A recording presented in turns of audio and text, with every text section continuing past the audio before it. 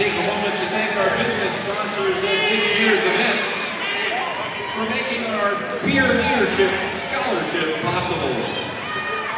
Those sponsors are Arrested Sounds, Chesterton Moose Lodge, Wire Instruments, Ennis Builders, Faith Walker Screen Printing, Jacob's Ladder Pediatric Rehabilitation Center, Lemon Tree, Serenity Salon and Spa, Third Coast Spice Cafe, Tom Wish Agency, Allstate Insurance Company, Val's Pizza, and Wells and Landscaping, as well as the following families who are sponsoring tonight's event: the Anslem family, Christian family, Penn family and friends, Jankowski family, Miller family, Peterson family, Schmidt family, Van Clyde family, and Weiler family. Let's hear it for those sponsors and family.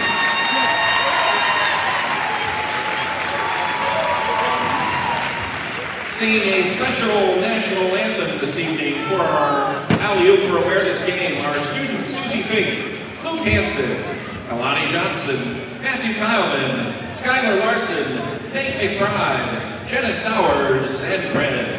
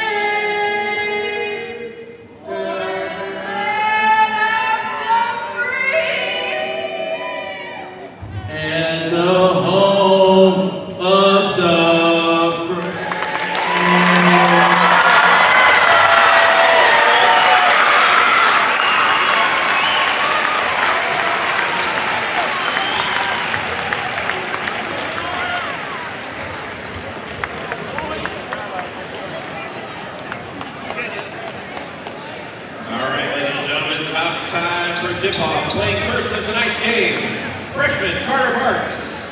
Sophomores Hunter Gruitt, Ben Henderson, and Alexis Ritchie.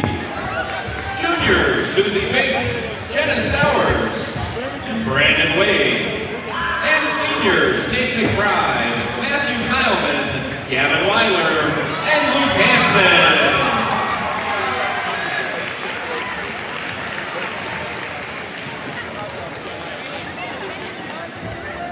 Accordion to throw the tip, and we're off.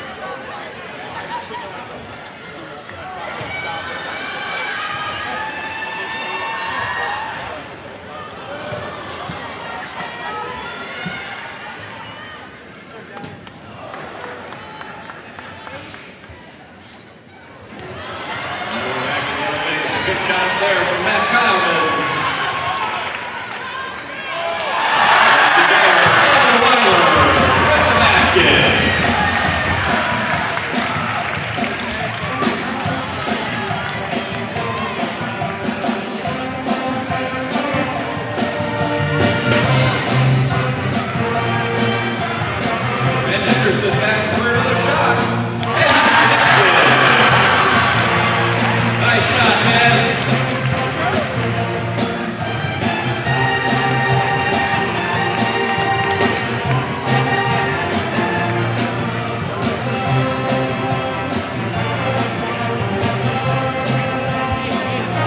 Let's hear it for Carter Marks here, folks.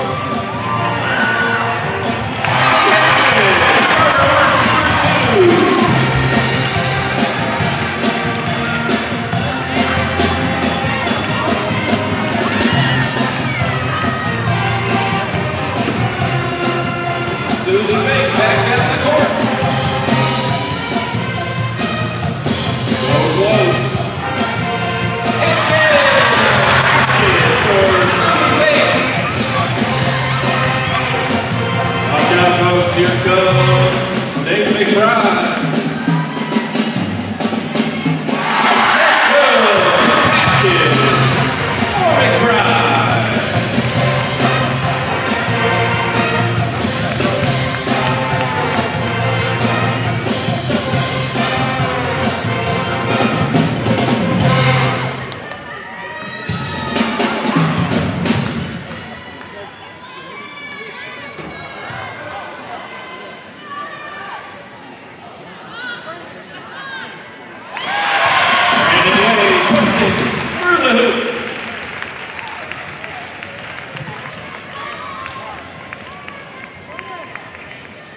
Back down the court comes Alexis Ritchie. Let's hear it for Alexis.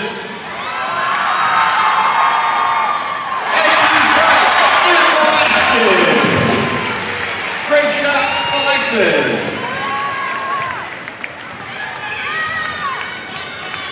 All right, Matt Conlon dribbles the ball down the court.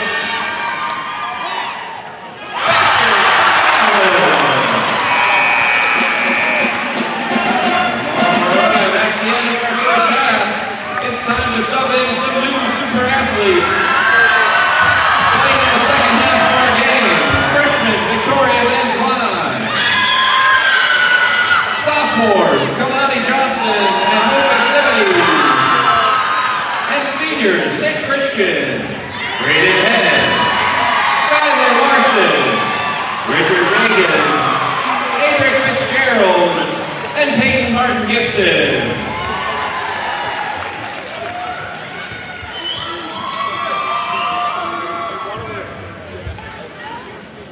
Here's the tip from Mrs. Evans. And off they go.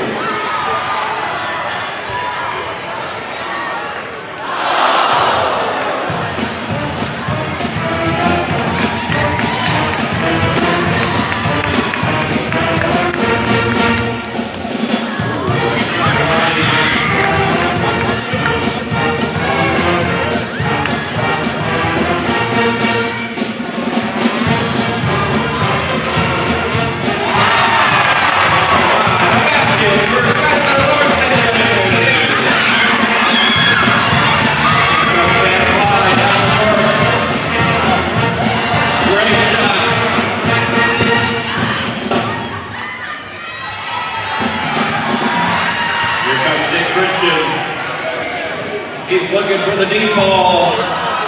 Oh!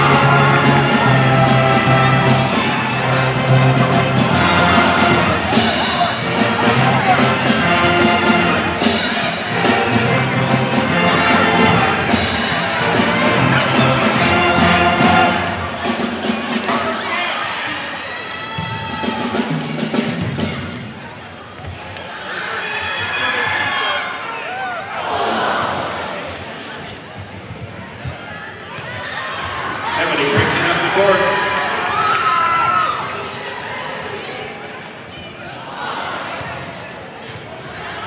Gets his own rebound.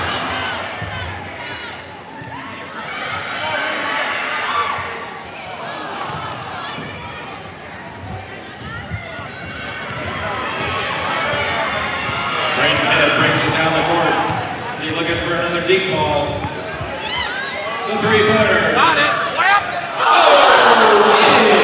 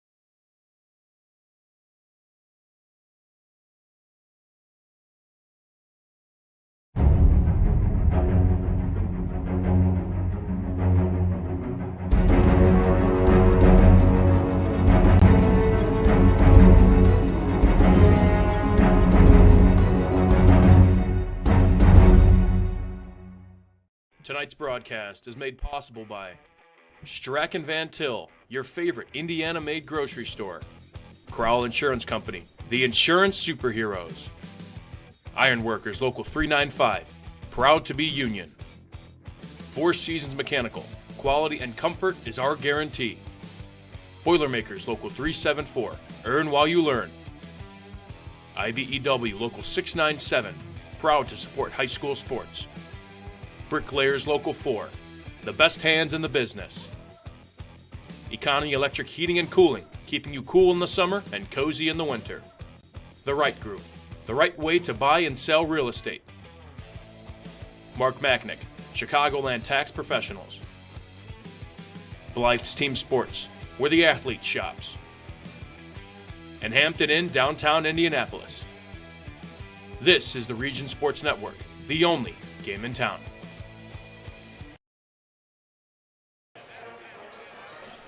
Good evening, everybody. Thank you for joining us, and welcome to Game Night in the Region on the Region Sports Network. We come to you tonight from Chesterton High School as the Region Sports Network presents live video coverage of Indiana High School boys basketball as the visiting Michigan City Wolves take on the home squad, the Chesterton Trojans. My name is Quincy Bell, and I will have all of the play-by-play for tonight's action. And joining me with the color analysis is Wally McCormick. Good evening to you, Wally. We got to watch a pretty fun game before the tip of this one. We did.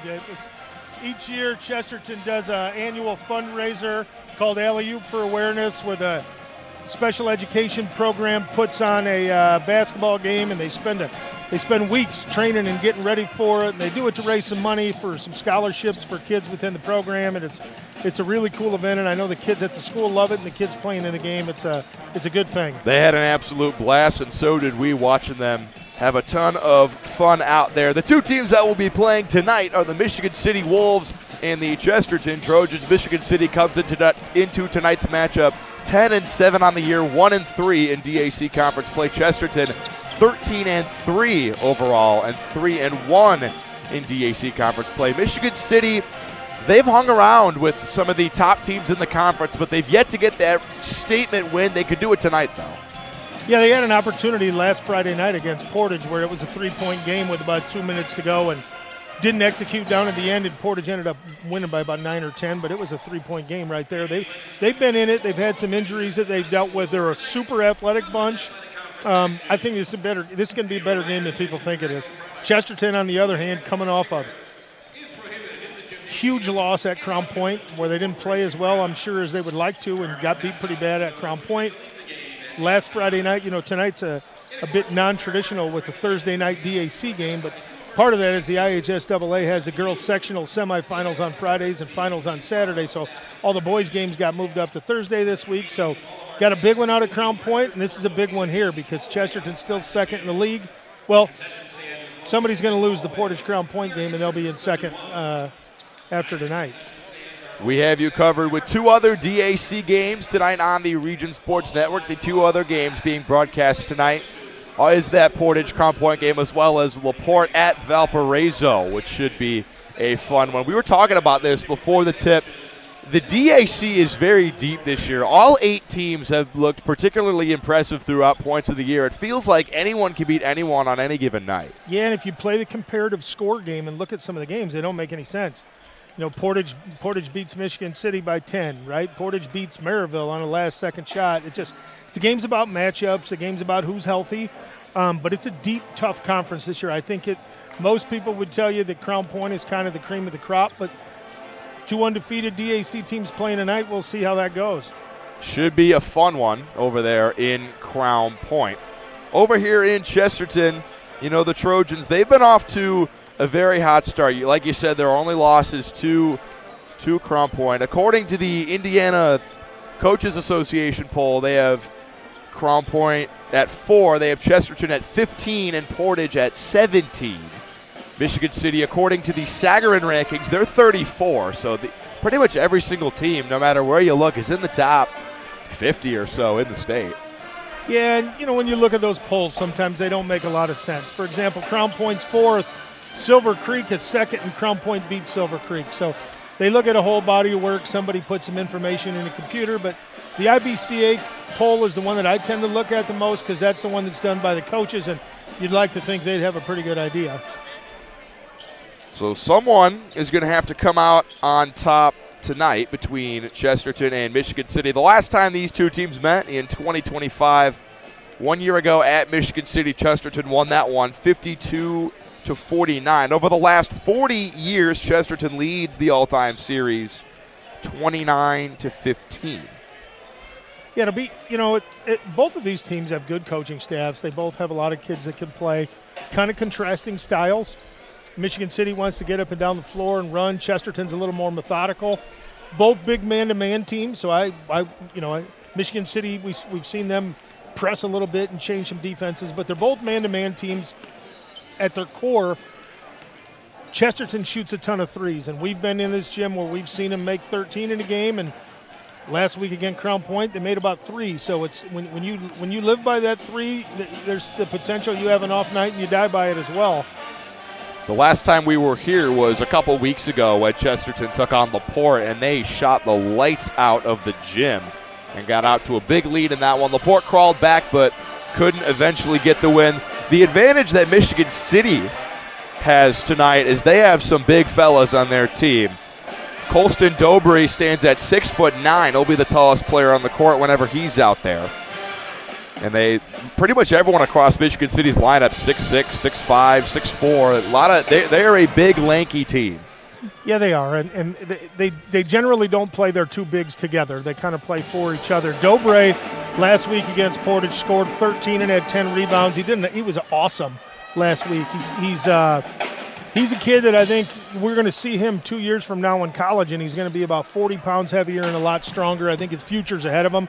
Quick, got a nice little spin move down in the post, and he's real active. So Michigan City's a great rebounding team, and that's going to be something that the Trojans are going to have to deal with is getting bodies on people and blocking them out because Michigan City really gets after rebounds. We'll talk about Bradley Basila in a second when we get to Chesterton. The leading scorer for Michigan City is actually only 5'10". It's Isaiah Smoot, the senior point guard. Just under 11 points per game, over 3 rebounds, over 3 assists. He's a big facilitator, and he helps make this offense go. Yeah, and Smoot's a player, and keep your eye out here for number 0 on Michigan City, Larry Upshaw Jr. He's the head coach's son. He's a freshman. When he doesn't start for him often, but when he comes in the game, he plays like a starter. He does a lot of really good things, and he's a good shooter. He's going to be a nice player for Michigan City for the next 3 years, foreseeable. And for Chesterton, we talked about the three-point shooting. They have 3 players averaging double-digit points per game this year, and all of these 3 shoot over 40% from beyond the arc. Picorni, Watts, and Basila. Those 3 have been just tough to guard for everybody in the region. Yeah, the whole thing with Chesterton usually starts with Logan Picorni. He's a 4-year starter, or he's a 4-year varsity player. He didn't start as a freshman, but he played a ton of minutes on that team, and he's got his college commitment out of the way, so he's playing stress-free in his senior year. And when we saw him here 2 weeks ago, he hit 5 threes in the first half. He's got the ability to score 25 or 30 every night. Now, he's not wired to be a ball hog kind of shoot it all the time guy. For me, TJ Ray is a fun player to watch. He's a coach's kid. He doesn't score a ton of points, but he does a lot of junk for Chesterton. He plays defense, he gets rebounds, and he's a very, very capable passer. The big guys tonight for Chesterton are going to have to stay out of foul trouble, and Bradley Basila's coming in at 6'7", and Caden Schneider's at 6'8". They should be able to match the height as long as they could stay on the floor. So we will be back with tip-off next. This should be a fun one here from Chesterton. You're watching Game Night on the Region Sports Network, the only game in town. Since 1998, customers have enjoyed Chicago dogs, Italian beef, burgers, Polish, and of course the gyros, all from the original George's Gyro Spot in Chesterton. Located at 325 North Calumet Road, George's Gyro Spot prides itself on fast, friendly service at affordable prices. Open 7 days a week, George's Gyro Spot offers dine-in or carry-out. To place an order, call 219-926-5435 or go to georgesgyrospot.com to check out their menu and to place your online order. The original Georgia's Euro Spot. Have you heard? Stratton Van Til was voted Best of the Region 2025 in several categories, including Best Caterer, Deli, Flower Shop, Food and Grocery Delivery, Fried Chicken, Place to Buy Produce, Place to Buy Seafood, Loyalty Program, and Grocery Store. We're proud to be recognized by our community, and we're committed to continuing to deliver the variety, value, and convenience you deserve. See for yourself what it means to be the best when you shop at Stratton Van Til. Hi, I'm Crowell Company's Lantern Man. If you're a contractor, it's my job to make your insurance coverage simple and affordable. Because I know time is money, I'll come to your business. Certificates and bonds are a snap. Wherever you are, whatever business you're in, we've got you covered. As Crowell Company's Lantern Man, I'm your insurance superhero. Crowell Company's Insurance Professionals, Highland, Merrillville, and Michigan City. Thinking about what to do after high school? Consider a career with Boilermakers Local 374. As a Boilermaker apprentice, you'll earn while you learn. We offer excellent wages and benefits, and as part of our no-cost hands-on apprenticeship program, you'll learn from the best in state-of-the-art training centers and on the job. Become a union Boilermaker and get on your way to a great career. Find out more, visit www.local374.org or call 219-845-1000. Four Seasons Mechanical proudly serves Northwest Indiana, providing quality, reasonably priced, reliable service. With a quality and comfort guarantee, the professionals at Four Seasons Mechanical offer a wide range of services in heating, ventilation, and air conditioning. Whether it's residential or commercial, Four Seasons Mechanical is there 24/7. To find out more, the website is fourseasonsmechanical.com or give them a call at 219-756-7020. Four Seasons Mechanical, your indoor air quality specialist. Earn while you learn from the best hands in the business. The Bricklayers Allied Craftworkers for Indiana Kentucky Apprenticeship. That's right, this is a paid apprenticeship. I'm getting an education while learning a trade and getting paid for it. The thing that surprised me the most about this apprenticeship program is the respect I've received after the proper time and training. Classes start soon, so apply now. There are training centers throughout Indiana and Kentucky. We are the Bricklayers and Allied Craftworkers for Indiana Kentucky Apprenticeship. The best hands in the business. With electrical services from Economy Electric Heating and Cooling, you can radiate the perfect amount of light and energy into your home. From rewiring and code upgrades to ceiling fans, lighting, security, and more, Economy Electric Heating and Cooling's trained electricians will make sure you can enjoy your home on full power all the time. For a free estimate on electrical work, call Economy Electric Heating and Cooling at 219-923-4441, and you can visit them on the web at 4ajobdoneright.com. That's the number 4ajobdoneright.com.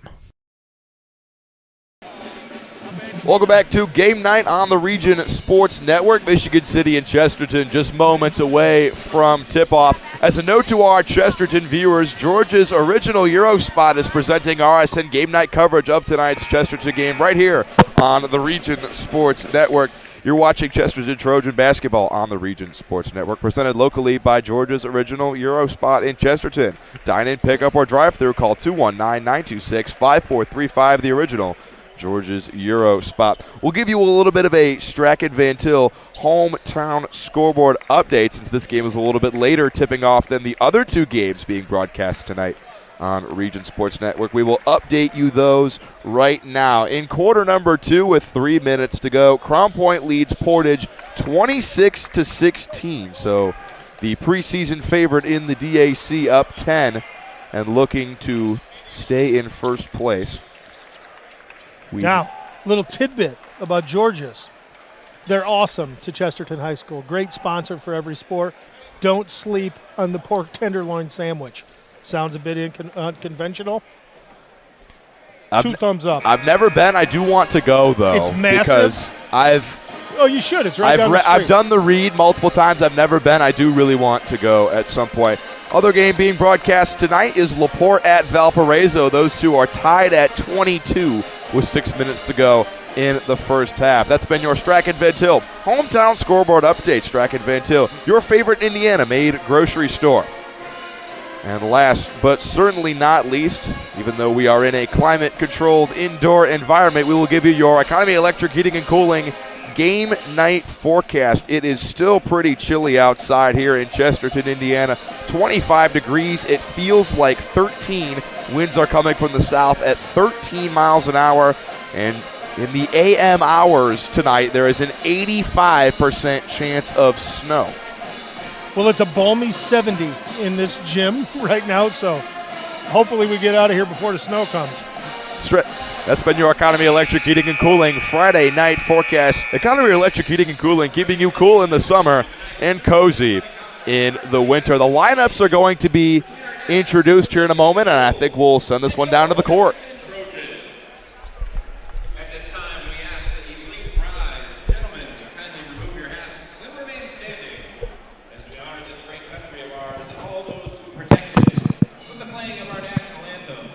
By the Chesterton High School Pep Band, under the direction of Mr. Vince Arizzi.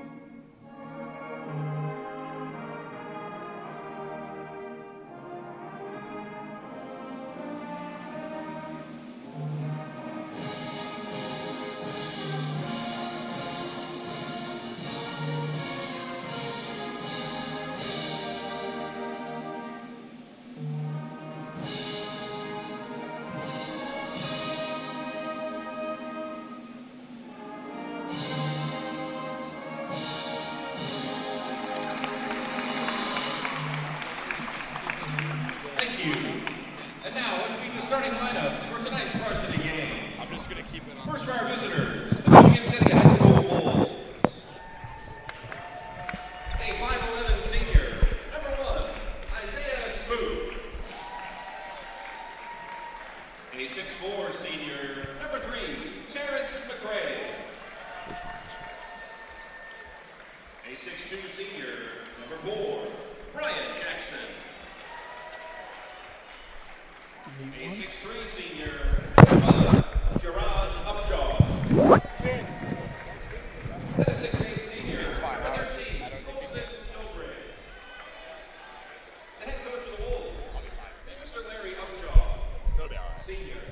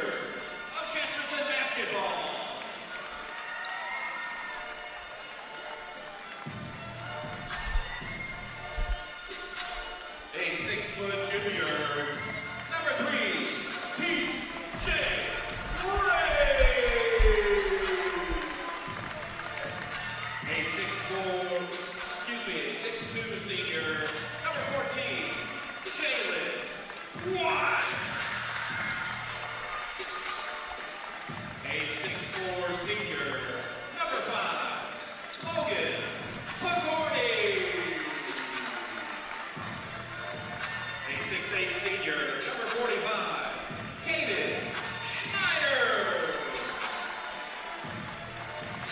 And a 6'7" sophomore, number 22, Bradley Mazila. The head coach for your Trojans is Mr. Mark Urban.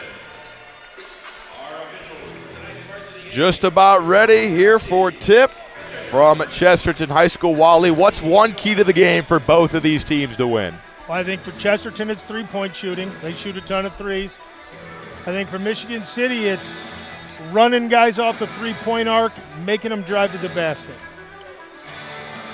Identifying the shooters, you know, like Picorni and Watts and even Basila, it's a good three-point shooting group. It's Colston Dobre against Bradley Basila for the opening tip. Dobre stands at 6'9", Basila stands at 6'7". It's Dobre who wins the tip, and we are underway. Isaiah Smoot will move things into the front court for Michigan City. Chesterton coming out in their traditional man-to-man. You'll see that a lot from the Trojans today. Smoot into the post for Dobre. He goes up, left the layup short. Trying to save it was Jerron Upshaw, but he stepped out of bounds on the baseline. Yeah, and Dobre's got a nice little baseline spin move over both shoulders, so it's going to be important for Chesterton to get their other big to rotate over to help Caden Schneider, who at least early in the game has got the assignment of Dobre. When we were here a couple weeks ago when Chesterton took on LaPorte, they started that game on a 16-0 run, most of that with damage from beyond the arc. So Michigan City cannot let Chesterton get out and run early. Basila thought about a three. Now he'll drive into the lane. He got fouled on his way up. That's a great shot fake. Get a guy in the air, beat him off the dribble. Good take. They're going to get Dobre underneath for the foul. That's his first. And it'll be a big disadvantage for Michigan City if he is playing with foul trouble throughout this game. Yeah, and that's one of the things that Bradley gives you as a dual threat. You know, he's a high school big because he's 6'7", but he's probably more of a wing player, and he becomes difficult for some bigger guys to guard out on the perimeter. He has struggled from the line this year. He's shooting just 39% from the charity stripe. Second shot is good. Chesterton on the board first. They lead it 1-0. Oh, to a commanding 1-point lead here. Smoot crosses things over up ahead for Michigan City. Finds Terrence McCray. Rotated up top for Brian Jackson, the shooting guard who averages over 10 points a game. Bounces it down low for Dobre. Backing it into the paint. Eye off the glass. No good, but he'll head to the stripe. See, and that's just Dobre bullying Schneider. So Dobre has had a little bit better luck from the free throw line this year. He's at 62% from the stripe. And so far early, Michigan City's been running the offense through Dobre, and I don't know if the thought here is let's make one of these two bigs get in foul trouble and get them out of the game. So they're at least early they're playing inside out. Chesterton likes to put four shooters around Basila, and they could just let him go to work one-on-one if they have to. Second shot from Dobre is no good. Basila with the board, and Chesterton will bring things up with T.J. Ray, the primary point guard for Chesterton, who shoots 47% from beyond the arc. And Isaiah Smoot doing a good job of pressuring the ball and making these set plays start a little higher out than Chesterton would like them to. Basila drives, nice pump fake into the lane for two. Good recognition, realizing he's got a smaller kid on him and try to get him in the paint. Terrence McCray is fouled in the lane. That's two on Schneider. So we'll see some early minutes from Gunnar Ello, the 6'4 junior who's getting ready to check in. And Gunner's a different player. He's more of a banger, rebounder, set screen guy. First foul shot from Terrence McCray is good. McCray is another guy that has struggled from the line this year, just 53%, but he's able to knock down his first. As Schneider goes to the bench with his two fouls. Yeah, so Chesterton's going to play different with Ello in the game. Caden Schneider is a really good three-point shooter, so he's actually a big that's out on the perimeter, and Gunner's going to be more of a screener, some ball screen, dribble handoff kind of things. Ray bounces it into Basila. He'll attack again. A nice pump fake again underneath, but he can't hit the layup. And this is about as aggressive as I've seen Bradley come into a game. That's 3 takes. Corner 3 is way too long from Isaiah Smoot, but Michigan City saves it up right through the lane. Cannot hit, but the putback is good. Right place, right time for Brian Jackson, and Michigan City ties it up. Yeah, we talked about it at the top. Rebounding is going to be a big part of the game, and you can't give teams 3 shots at a basket in a possession. Elo down low working, and he got fouled by Dobre. That's his second. So both big guys are in a little bit of foul trouble. Both Schneider and Dobre both with 2 fouls. And that's outstanding by Gunnerello. Understanding he's giving up 4 or 5 inches, so he gets shot fake, go into the body, puts himself at the free throw line, but better yet, it puts Dobre on the bench. Elo can't hit on the first. Taquarion Van Buren, they call him TQ. He subs in for Michigan City, number 12. Very aggressive, very athletic. He's a good rebounder. He gets after people. That's a nice 6-man to have if you're Michigan City. Elo can't hit on the second. Terrence McCray had a hand on the rebound, and he was getting held by Basila, so that's another foul on him. And those are, you got to be smarter than that. They need him on the floor. You can't be getting those kind of fouls this early in the game. The officials are doing a good job at setting the tempo, but they're not going to deal with anything. Both these teams already dealing with a little bit of foul trouble. Smoot, his pass got knocked away, but it comes to Van Buren, who rotates it back to Smoot. He drives and kicks it. Jumper on the way from Jerron Upshaw is left too far to the left, and Chesterton is looking to run out. Outlet pass to Pokorny in the corner. Basila. No good. Ella with a nice rebound there. He was getting held a lot by Van Buren, and he picks up a foul. Yeah, so Gunnerello's doing. If you got a plus or minus sheet going on Gunnerello right now, he's got quite a few things in the plus category. It'll be Ray who will inbound it from underneath his basket, finds Watts. He drives, backs it out, finds Elo. Screen for Pokorny, yes. That's a big part of Chesterton's offense, the dribble handoffs. And you got to recognize where Logan Pokorny is, because you cannot go underneath the dribble handoffs. He'll read it and shoot the 3, and he's a really good shooter. Deep 2, Brian Jackson leaves it long. Pokorny with the board, a long pass up ahead. Smoot and Watts racing for it. Ball is hit out of bounds off of the knee of Watts. It'll send the possession back to Michigan City. Yeah, that's really good hustle by both Smoot and Watts on that play. So Malachi Ransom enters the game. He gives Chesterton a little bit of different dimension here. He's a little quicker with the ball in his hands. He likes to penetrate, and he does a nice job of defending the ball. Smoot quickly up ahead, finds Van Buren, who gets it back on the wing, and he'll back it down. Fadeaway jumper, left it long. Scramble for the rebound. Pokorny diving to the floor to try and save it. He could not. The possession will stay with the Wolves. So the Trojans look to me, after being off since the Crown Point game, that they were reminded of a disappointing effort several times at practice, and you notice that a couple times now they've gotten on the floor after the ball. I think Coach Urban's got his point across. Jackson kicks it corner for Upshaw. Now back to Jackson. And this Michigan City has the capability of, even though they got a couple of 6'5" guys, this is playing small for them. Tough bucket for TQ Van Buren. He's on the board with a big shot. Yeah, he likes to initiate the contact. I'm surprised that time that Elo didn't get called for a body foul on that. Elo finds Malachi Ransom, and he'll pull the 3. Left it too long, high for the rebound, Jerron Upshaw. Smoot will work things ahead, and he finds Terrence McCray. He lets it fly, but cannot connect. Elo with the board. This has been a slow, grinded-out first quarter. Both these two are sort of just seeing what the other has to offer tonight. See, and there's a difference between Elo being on the floor and Schneider. When Elo's on the floor, they don't guard him when he's out at the three-point arc, and when Caden Schneider's on the floor, he shoots and hits those. Screen 3 for Basila, and it's pure. Basila's off to a good start. He's definitely looking to be more aggressive tonight than he has been. 9-5, Chesterton leading Michigan City. They've made 2 threes so far in this first quarter. Smoot down low to Van Buren. He's physical down there, and he cannot connect, but clean rebound and put back for Upshaw. Yeah, and that's tough when you get in scramble situations. It's hard to get a body on somebody and block out. Hello, top of the key, down low, Basila. He got the ball knocked out of his hands by Terrence McCray. A nice defensive play for him. He lobs up top, but Upshaw can't finish. And then Upshaw commits a foul underneath his own basket. A little bit of a reach in there on Pokorny. That'll be just the first foul on Upshaw, but it's the fourth foul for Michigan City in this first quarter. Yeah, and so from here on out, Chesterton's going to be shooting free throws.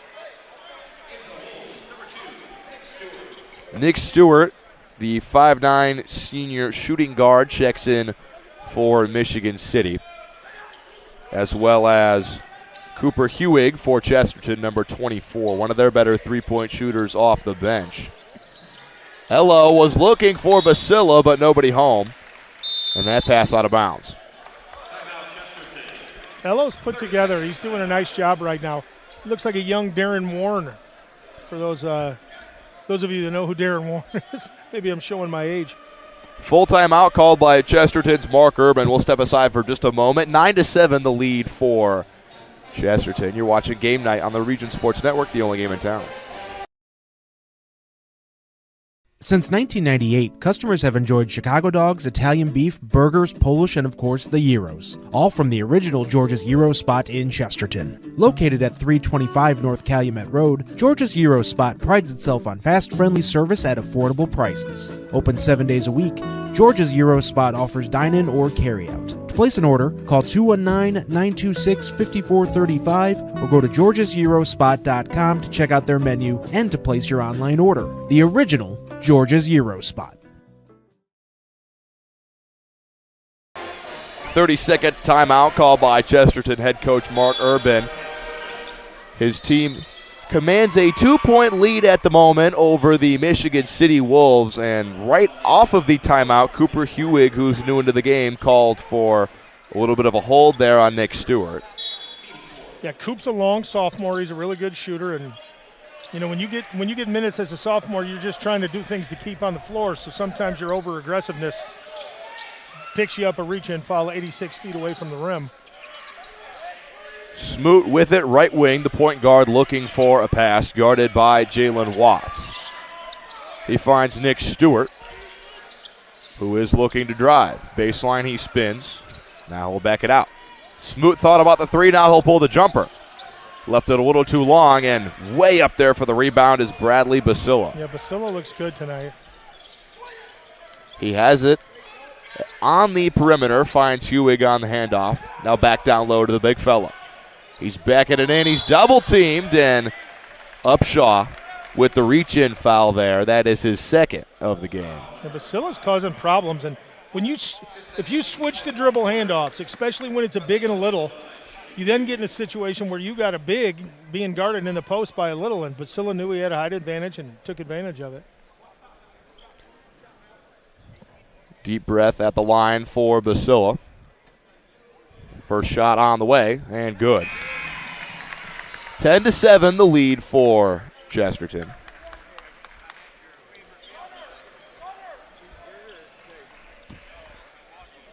A lot of fouls early in this game. Second one for Basila. Left it long. Watts with the rebound, had it knocked out of his hands, and now Van Buren has it for Michigan City. Nick Stewart up ahead, throws it into the corner, and the pass too tall for Terrence McCray. It's out of bounds. He did the right thing. You know, he get a little penetration, defense rotate over to help, kicks it out for three. Just right idea, poor execution. Bounce pass into Malachi Ransom, who will bring things into the front court for Chesterton. Finds Watts on the right wing. Down low, Gunnar Ello with it right underneath the basket. He goes up, and he got fouled on the floor by TQ Van Buren. TQ Van Buren, now that's his second foul. He probably prevented a layup, but I think Coach would rather have him just challenge the shot, make it difficult. You get in trouble every time you bring your hands down and try to rake at a ball when that's down at somebody's waist. And at that point, just be tall, challenge the shot. So that's 2 fouls in the first quarter.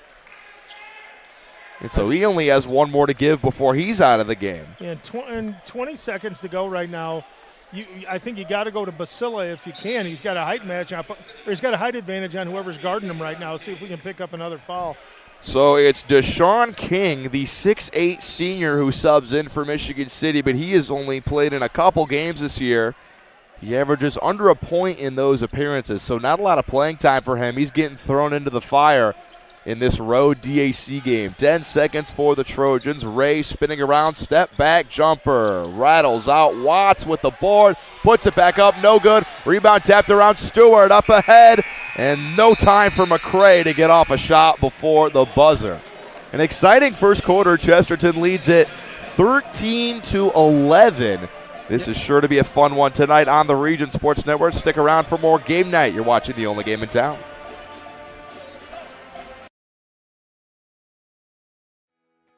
Calling all current and future homeowners in the Northwest Indiana area. Whether you're buying or selling, Brent Wright is here to make your real estate journey smooth and successful. With years of experience, personalized service, and a deep knowledge of the market, Brent will help you find the perfect place or get the best deal for your property. Call today at 219-406-7195 and take the first step toward your real estate goals. Contact Brent Wright, the right way to buy and sell real estate.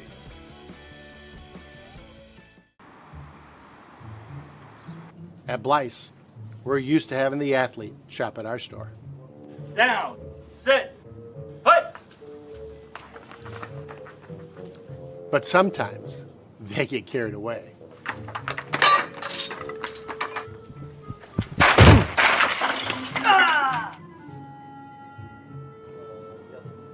Blyce, this is where the athlete shops.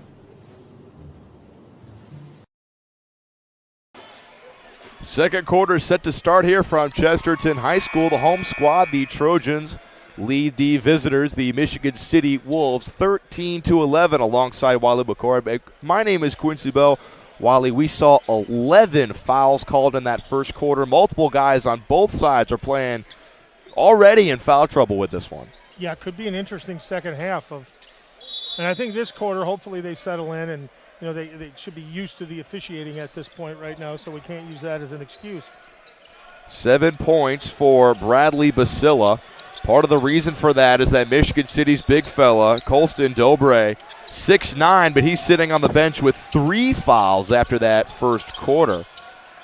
Chesterton looking to expand upon this lead. Picorni for 3. Left it long. Rebound comes back to Ray. Finds Watts on the perimeter. He's into the lane, and he's fouled by Smoot. Yeah, good job by T.J. Ray. Aggressive on the offensive board and kicking it out to Jalen, who I thought was going to pull a 3, but decided to take it to the basket and rewarded with a couple free throws. So they're actually going to get the foul on Larry Upshaw Jr., the 6-foot freshman who's new into the game. The only freshman that really gets playing time for this Michigan City squad. Really the only underclassman for Michigan City that's getting playing time. It's a veteran team, mostly 10 seniors out of 13 on the roster. Yeah, they are a very experienced team, this Michigan City squad. Watts at the line for some foul shots, and he makes his first. That's not very common. And now, nowadays you end up, it seems like most of the teams we see have a roster of like 3 guys per class, and to have 10 people in the senior class is a bit unique, I guess, compared to the other teams in the area. Watts is 2 for 2 at the line, and Chesterton has the lead back up to 4.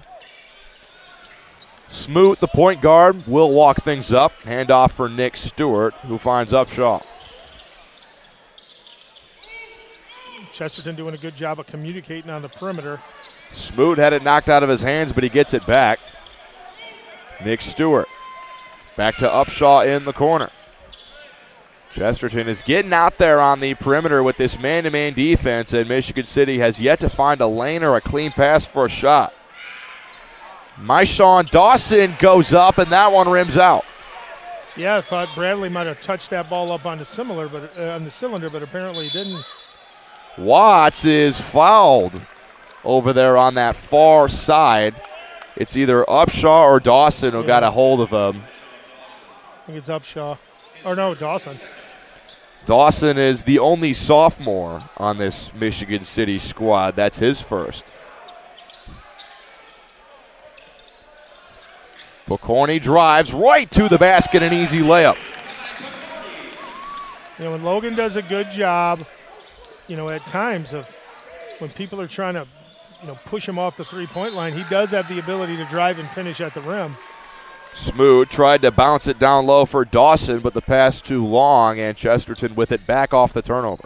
And so many times offensive players, you know, they don't like the defensive pressure all over them, and they get timid. And the reality is you need to attack that pressure. Smoot is the only starter out there for Michigan City right now, and Basila goes up, and he's fouled. That's another one on Dawson. Yeah, it's good recognition by the guard to get the ball to Basila. I've been really impressed with Basila so far in this first half. This is the best he's looked, and I've probably seen this team play about 6 times. This is the best he's looked all year. First free throw for the 6'7" sophomore is good. And he's a guy who really, really struggles at the stripe. So if he can make his shots at the line, it makes his Chesterton team all the more dangerous. Yeah, you're not going to have long-term success if you're splitting all these, you know, free throw situations. It was just like we got here, another split. Watts with the rebound off the miss. Ray in and out. Jackson looking to run. Nice ball movement for Michigan. Attack the rim. You force people to deal with you. That's where they were picking up all these fouls. Smoot shoots 70% from the stripe, and he's pure on the first. You feel like this is a big moment in the game for Michigan City. They got a lot of reserves playing right now, although a couple of starters have trickled back into the lineup. You got to feel this is the time of the game where they can't let this one get away from them, as Smoot makes the second. And they cut it to 5. It doesn't, you know, it doesn't feel like that, but not having Delbray really changes things offensively for Michigan City. Bounce pass down low, too far for Watts. Schneider, the 6'7" senior, is back into the game for Chesterton after he picked up 2 fouls in the first minute of this one. We saw a ton of Gunnar Ello in that first quarter, who played some pretty solid minutes. Yeah, he did some nice things. Nice Sean Dawson up top for Brian Jackson, now Smoot.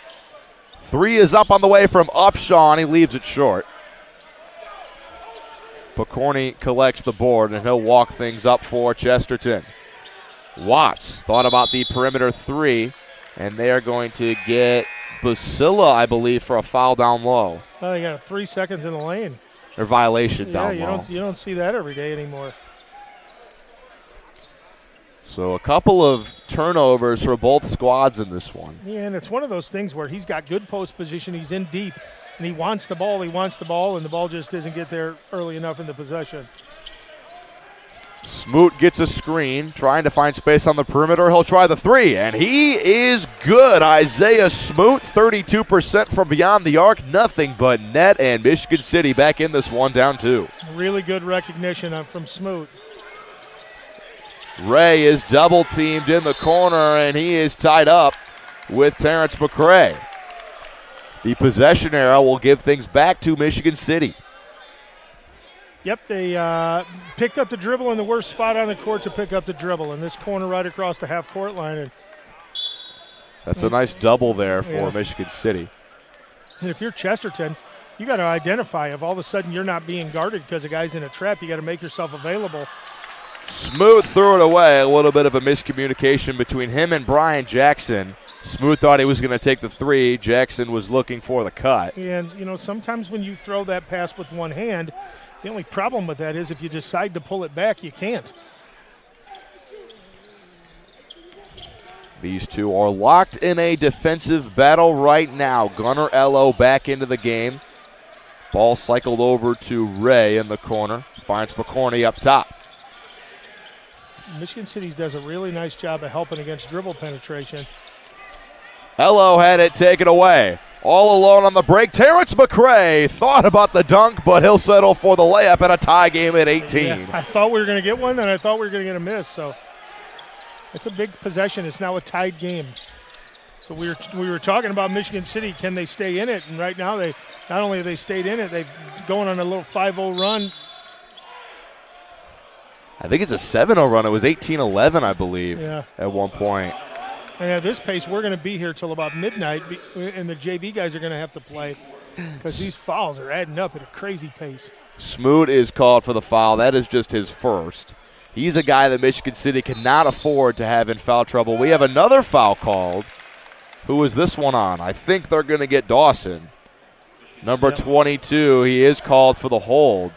And now Basilla's at the line. And now Dawson has 3 fouls already, so he came in off the bench to sub for Dobre, and in this short time he's been on the floor, according to the scoreboard here, he's got 3 fouls himself. So the Chesterton bigs are doing a good job of being aggressive, and they're getting fouled for it. Basilla has struggled from the line today, and the MO is clear. If Basilla has it down low, it's better to foul him than let him go up. So he's going to have to earn his points from the line today. Well, hack-a-shack. Second one is good. So the Trojans with the lead back, 19-18. Smoot had it taken away from Picorni. He's all alone. Lob, and Basilla could not quite corral that one. Yeah, and everybody in the crowd loves that, but I can tell you one person who doesn't, and that's Mark Urban. Basilla's tall. He's not that tall. No. Nice idea. Just he would have brought the house down if he finished that one. He was ready to jam that one. Smoot looking for a screen. He's double-teamed, and they will get Picorni for a reach-in. That is just his first for Chesterton. Cooper Hewig is getting set to come back in. We've seen a ton of Gunnar Ello today. Schneider was on the bench with those 2 fouls, and Ello played very well in his place. Mark Urban is deciding to keep him out there. Yeah, and I think that we're probably not going to see Caden Schneider or Dobre till the third quarter. Those two have to be very careful in the second half. Terrence McCray, pull-up jumper, left it long.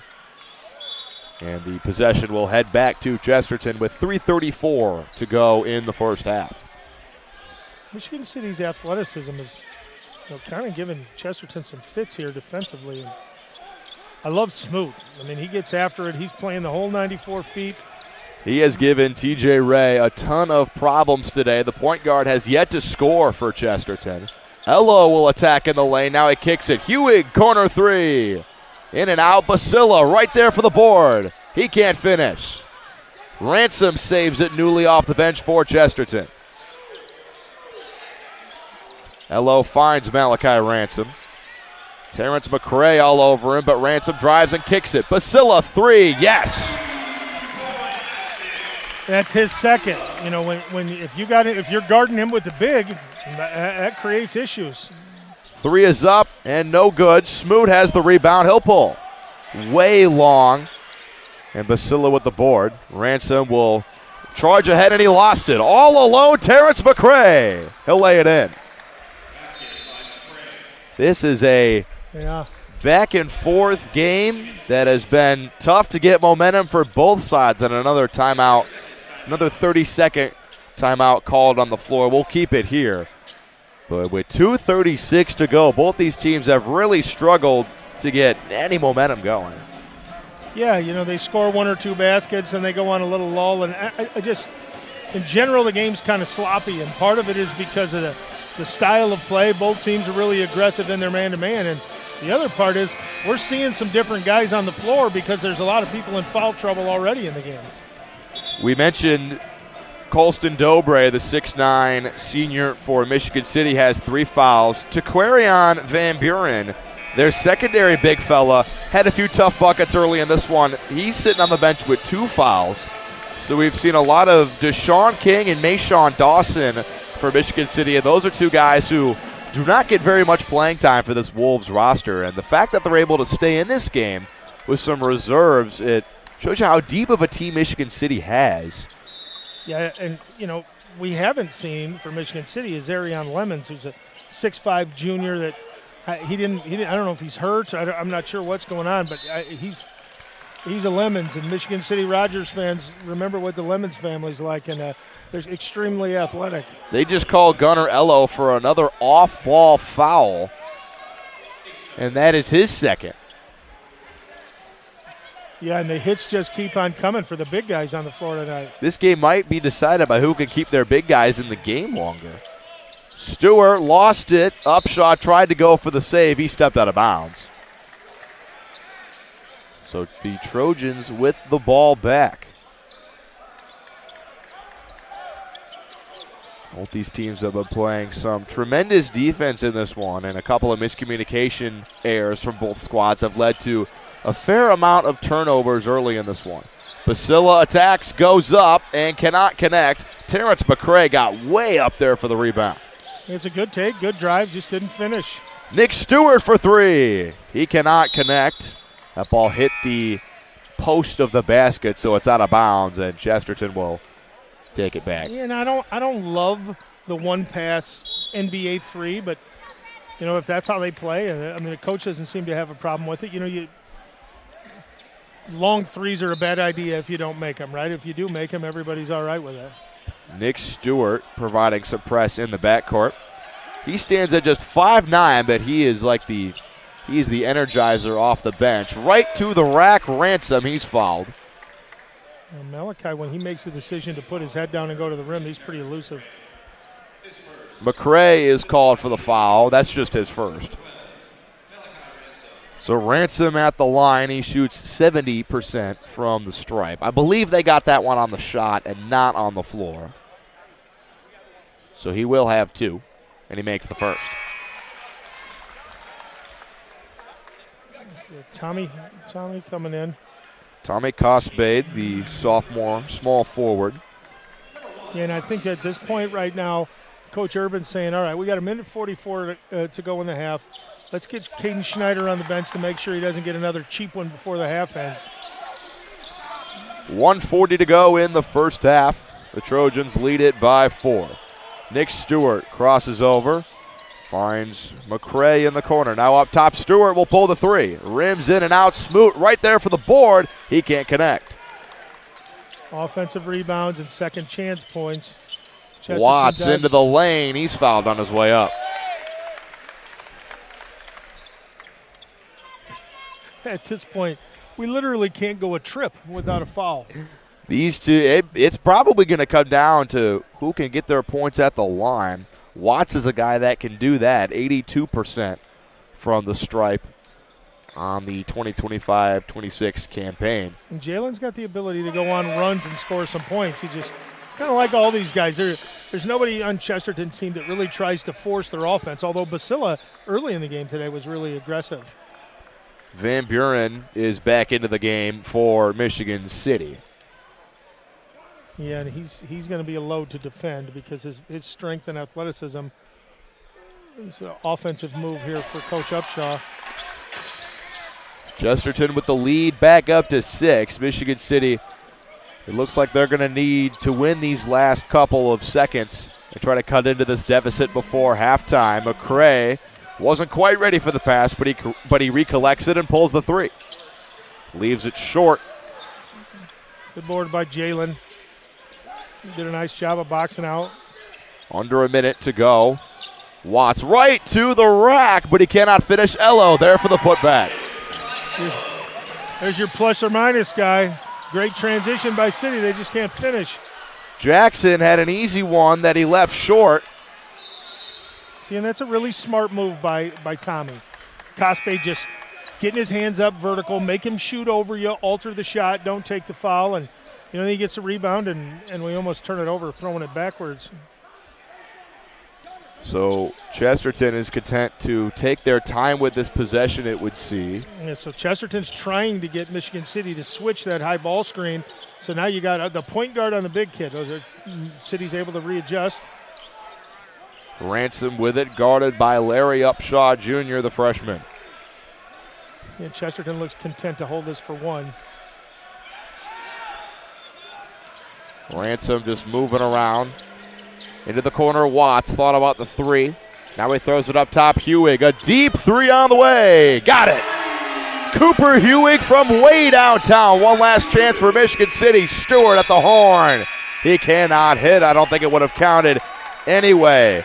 A big run to end the half for Chesterton. They lead it by 11. And a huge shot for Cooper Hewig because he's a really good shooter. All he needs is a little bit of confidence. And when you're a sophomore and you see that one fall at the end of the half, that's got to make you feel a little better about yourself. 11-point lead for the Trojans as we head to halftime. You're watching Game Night on the Region Sports Network, the only game in town.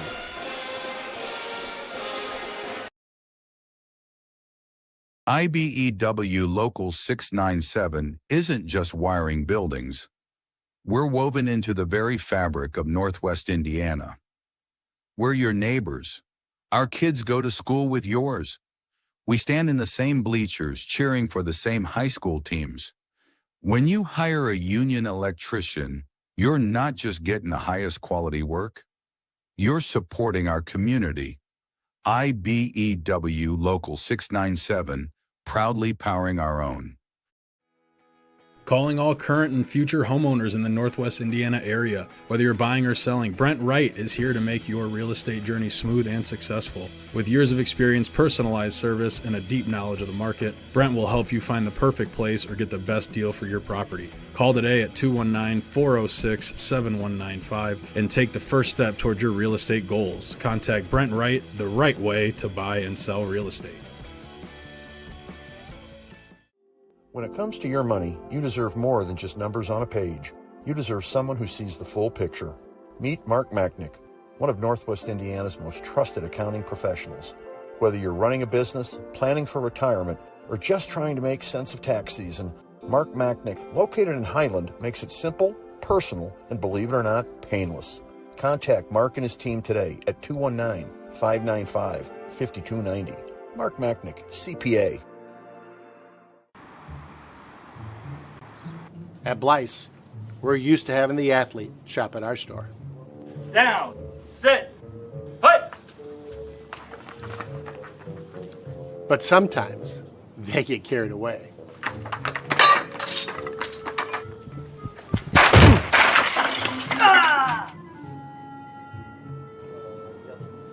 Blyce, this is where the athlete shops.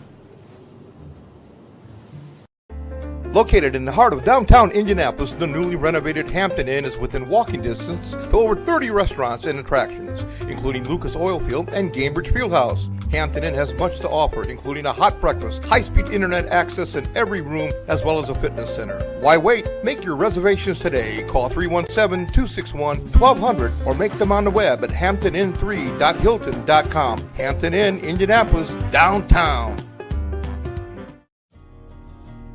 At American Testing Services, based in Hobart, Indiana, we specialize in NDT drone inspections and heat treatment services for local mills, fab shops, and facilities across the country.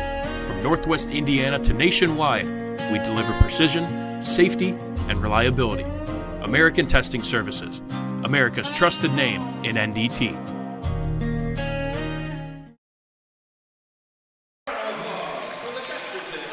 Tonight's broadcast is made possible by Strack & Van Til, your favorite Indiana-made grocery store. Crowell Insurance Company, the insurance superheroes. Ironworkers Local 395, proud to be union. Four Seasons Mechanical, quality and comfort is our guarantee. Boilermakers Local 374, earn while you learn. IBEW Local 697, proud to support high school sports. Bricklayers Local 4, the best hands in the business. Economy Electric Heating and Cooling, keeping you cool in the summer and cozy in the winter. The Right Group, the right way to buy and sell real estate. Mark Machnick, Chicagoland Tax Professionals. Blythe's Team Sports, where the athlete shops. And Hampton Inn, downtown Indianapolis. This is the Region Sports Network, the only game in town. It's halftime here from Chesterton High School. The Trojans lead the Michigan City Wolves 31-20 alongside Wally McCormick. My name is Quincy Bowe. Wally, it was a just a weird first half tonight. Yeah, nobody could get in a rhythm. It was Chesterton on a 5-point run, then Michigan City come back with one of themselves. I think, hopefully we come out in the second half and we can keep some of these bigs on the floor because both teams want to play through them. Michigan City took a lot of early shots, had some nice transition opportunities. They just didn't make a lot, and I think if they continue to get those kind of looks in at the basket, obviously their shooting percentage should go up. I think every single big for both teams has at least 2 fouls. It's been just a foul fest in this one. The difference is that Chesterton ended that half on a 9-0 run. It was 22-20. Chesterton sort of took off there in the final moments of that second frame. So they lead it by 11. Michigan City has some work to do to crawl back in this one. At the conclusion of tonight's game, we'll name the Crawl Companies Lantern Man Superhero of the Game. Crawl Companies are the insurance professionals proud to recognize the superstars on the basketball court. Wally, you got any leading candidates for that player of the game so far? Well, I think Bradley Basilla for Chesterton had a really good first quarter, and it's odd that as many three-pointers as Chesterton scores and as much as big a percentage as three-point baskets are for them. I think they have 3, and Bradley Basilla's got 2 of them, and then Cooper Hewig hit that one right at the end of the half. So I'd say that for him. I love Smoot's game. I don't know what he has point-wise. I don't know what he has rebounding-wise, but he's an animal on defense. He's so quick and athletic. He doesn't get tired. He does a lot of really good things for Michigan City, and ironically being possibly the smallest guy on the floor at all times. But he gets after people. We will also name the Boilermakers Local 374 Blue Collar Player of the Game, brought to you by Boilermakers Local 374. Gunnar Ello is a leading candidate for me, at least, because Caden Schneider, the primary big fella for Chesterton, he was in foul trouble that whole half. Ello filled in with some very big minutes off the bench, playing physical down low, and then Mark Urban just kind of kept him out there for the majority of that first half, and he had a solid one at that. 5 points, but a lot of rebounds and some tough play down low. Yeah, and, everybody's role on a team isn't to score. And the challenge nowadays, or the challenge always as a coach, is get people to accept their roles. And Gunnar Ello has realized that his role is there's a lot of ways to affect a basketball game besides scoring. There's one ball, there's 10 people on the floor, so there's 9 people that don't have a ball. So block out, so rebound, so communicate on defense, extend plays, and Gunnar's done a really good job doing those. If they're Chesterton's coaching staff keeping a plus or minus sheet on the bench, he's got a lot more pluses than he has minuses in his limited minutes. Learn about apprenticeship programs and more at BoilerMakersLocal374.org. We will also, finally, last but not least, name the proud Union home play of the game presented by Ironworkers Local 395.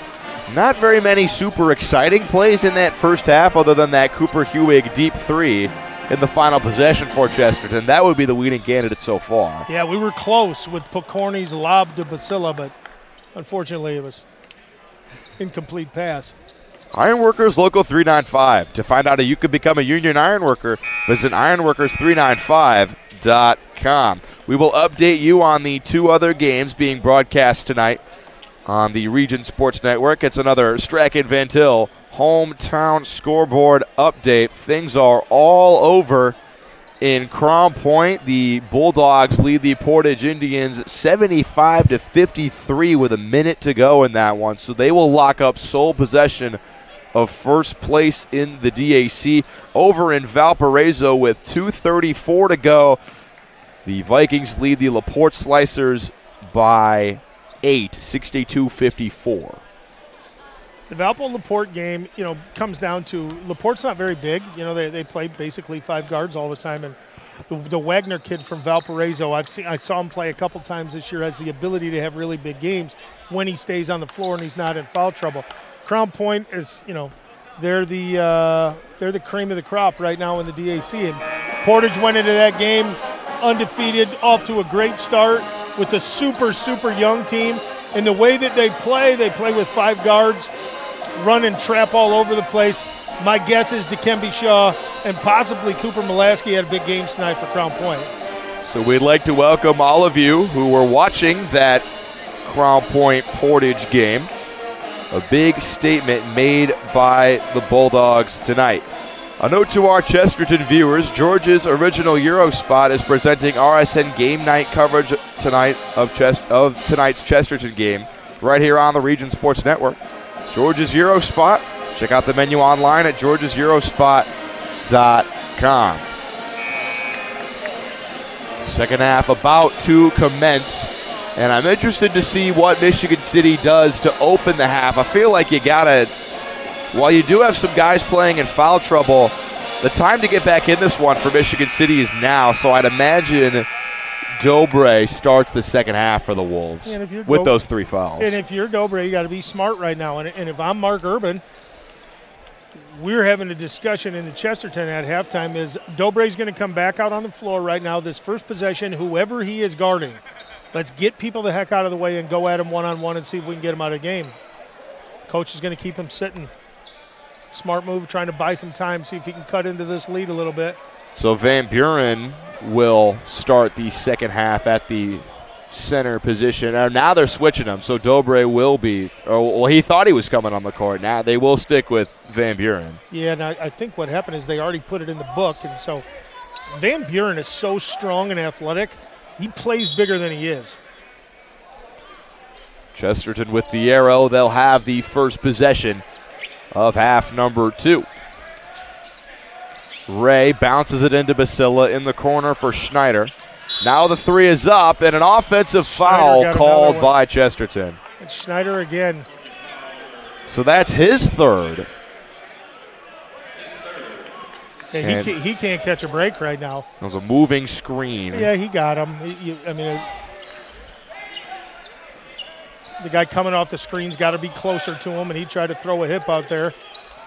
Smoot with a lane, and he kicks it. 3 on the way. No good from Brian Jackson. Schneider into the corner for the long rebound. TJ Ray will set up the play for the Trojans. He has Brian Jackson on him. City's doing a really good job of switching these high ball screens. Van Buren has the primary assignment on Bradley Basila. Ray into the corner for Watts. Now back to Ray. Watts will pull the 3 this time. He left it short. Schneider with the board. He'll go up. Rattles out. Rebound is battled for, and Chesterton will keep it. And City's quickness, they're jumping out in the passing lanes. They're overplaying things, and they're quick enough to recover to where they don't. Chesterton momentarily has the numbers, and Michigan City's doing a good job of getting back. Basila goes to work on Van Buren. Now Watts. That's got to be on 12. Grabbed his arm and pulled him down. Van Buren and Basila both hit the deck, and they will get it on Taquarion Van Buren, who's pleading his case to the officials. To no avail. He's hit with his 3rd foul. And now Dobre will sub in for Michigan City. Yeah, he got him. He hooked him. And that, you're in a trick bag there where you're giving up a couple inches of height and you're trying to work for position, and sometimes you get called, sometimes you don't. Pocorni bounces it into the corner for Ray, but he had no room to pull the shot. All right, so Chesterton involving Basila in some ball screens to make Dobre now guard a little. Basila, Dobre with the block. Wow, confident block with 3 fouls. Good for him.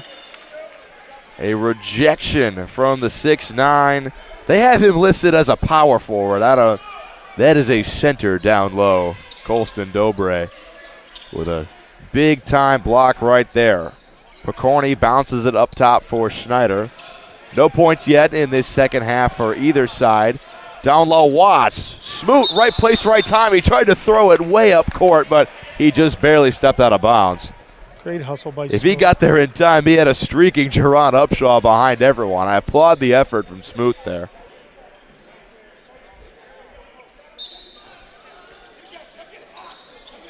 Basila hands off to TJ Ray on the right wing. Chesterton probably going to work some sort of high-low here and get to the post.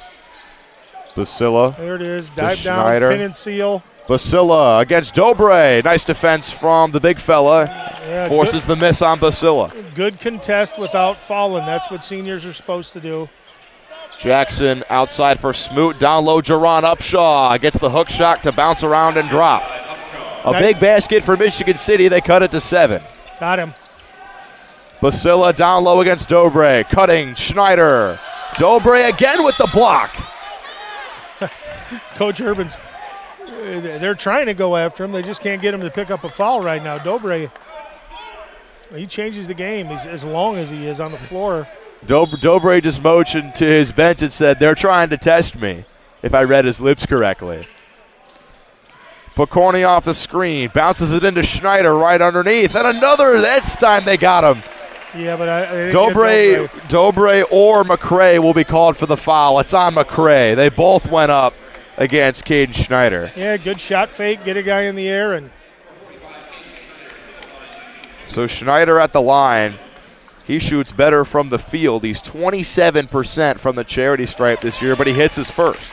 And that's, if you're Chesterton, you'd like to see Caden Schneider active down there low. He's a really good three-point shooter and is comfortable out on the perimeter, but for him to bang down there down low, that's good going forward if you're a Chesterton fan.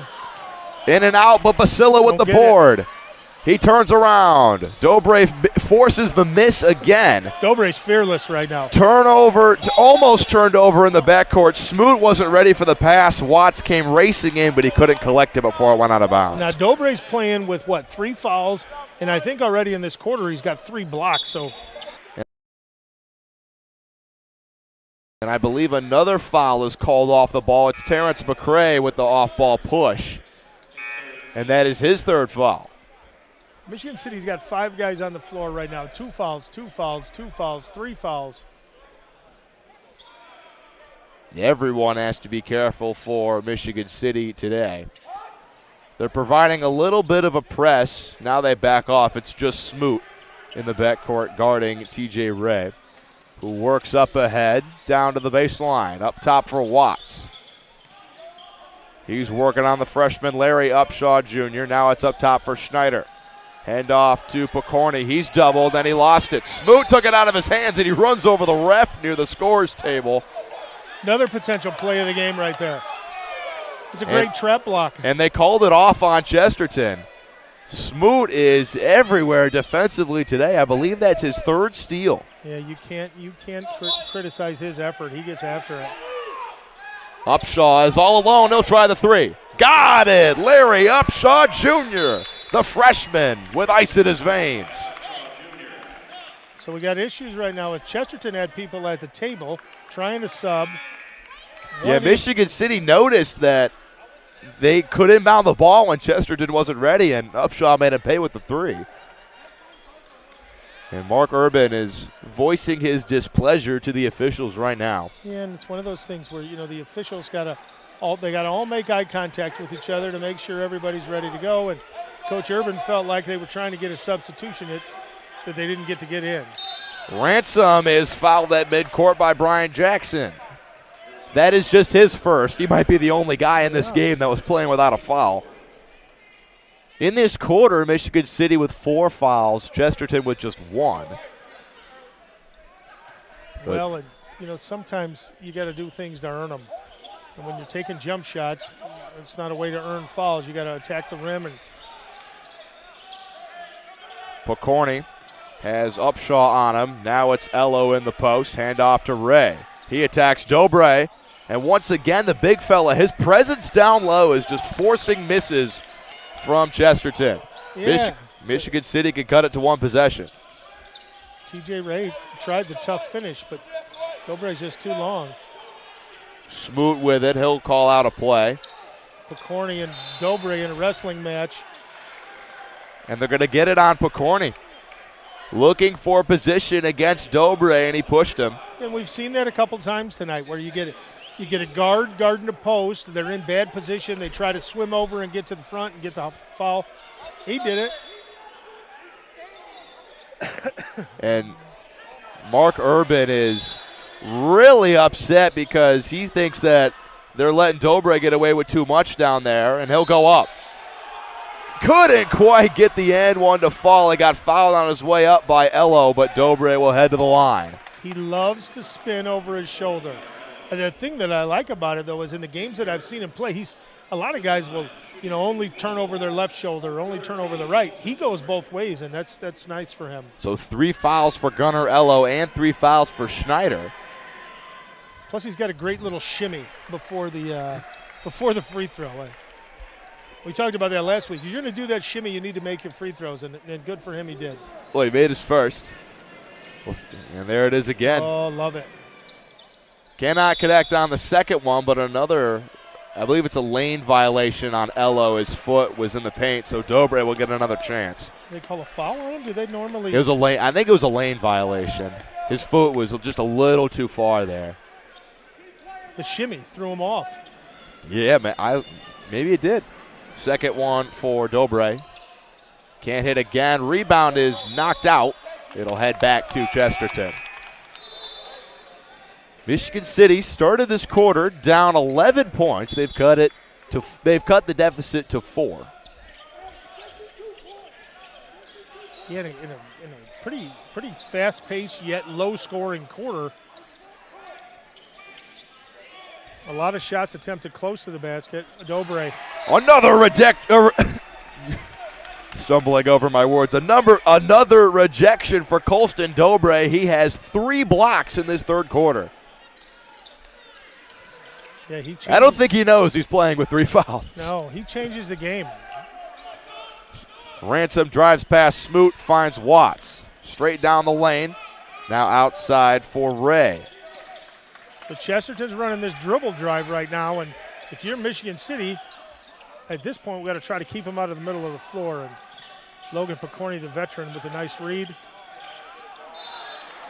Michigan City looking for the steal up top. Larry Upshaw Jr. thought he had it, but he's called for the foul. They'll get it on Smoot. It was Smoot and Upshaw who came together up there. Smoot thought he had the steal and the breakaway layup. Smoot's a tornado. God, he gets after it on defense. Ray at the line for 2 free throws. Hits the first. Basila is back in for Chesterton. He was sitting for a little bit with some fouls of his own. So now you got the opportunity to challenge Dobre again with Bradley. Michigan City has another chance to cut this deficit to just 1 possession. Nick Stewart finds Upshaw. Yeah, and I think both coaches like to use that little with the 5 ball screen out on the perimeter, because if the defense switches, your post player is going to have an advantage. And that's good execution right there by Michigan City in the half court. Too easy down low for Dobre, and the lead is 3. Basila with the pass up ahead. He had it stripped by Upshaw, and he collects the loose ball. Yeah, and Tuffy kind of fumbled the pass and gave away the gift, kept the ball down low instead of getting it up higher. Stewart looking for a pass as he's tied up, finds Smoot. A 3 could tie for Michigan City with 1:30 to go in the third quarter. Smoot finds the big fella, Dobre, called for the charge. That's his 4th. Big play by Jalen Watts. You know, when you're playing help side defense and somebody's working a ball screen, it's not player number 1 and number 2 that are involved in the defense. Player number 3, the guy coming over to rotate later, is the guy that can really change it. And Jalen Watts does a nice job of getting his feet set and picking up the charge, and Dobre's back on the bench. So if you're Chesterton, you got to feel like, okay, that's a good thing for us, right? That Dobre's on the bench, because as well as he's played in this quarter, they didn't really have an answer. Van Buren is the big fella in the game for Michigan City with his 3 fouls. Watts up top thought about the 3. Ransom, he's wide open. Too long off the heel, Smoot. Nice pass up ahead, Upshaw, right to the rack. He got fouled on his way up. Good transition offense for Michigan City. Good aggressive attack in the basket. Good things happen when you go to the rim. Ransom picks up the foul. That is his first. And Upshaw will head to the line.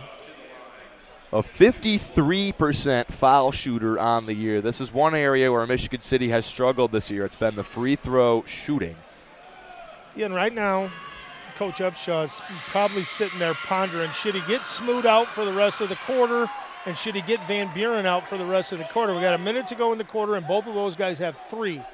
So he's making the decision to let it ride and keep him on the floor. And they're both veterans, so they know how to play with fouls.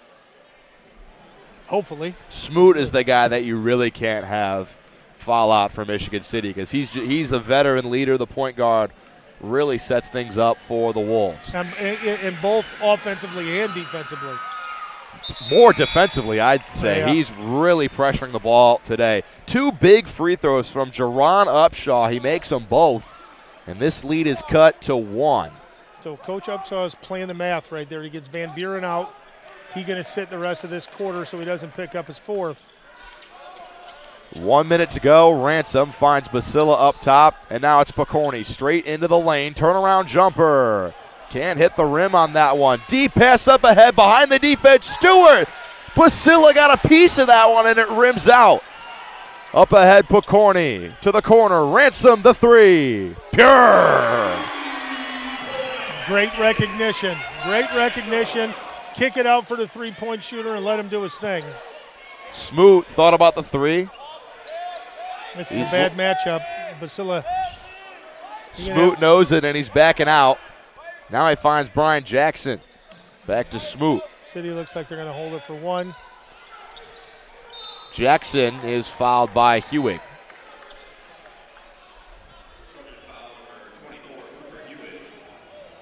That's 2 on Hewig off the bench. And now Jackson will head to the line.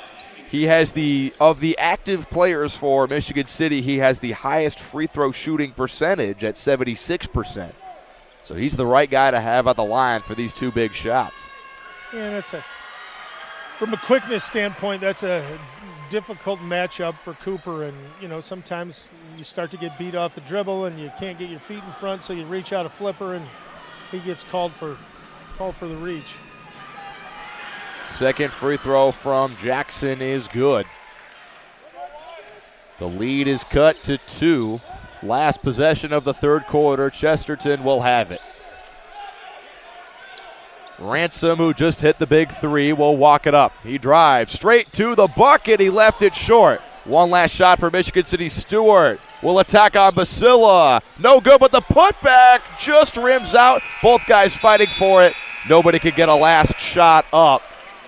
Michigan City will have the first possession to start the 4th, down 2. This has been a fun one here from Chesterton High School. If you're Michigan City, you got to be ecstatic about how that third quarter went. 4th quarter next on the Region Sports Network, the only game in town.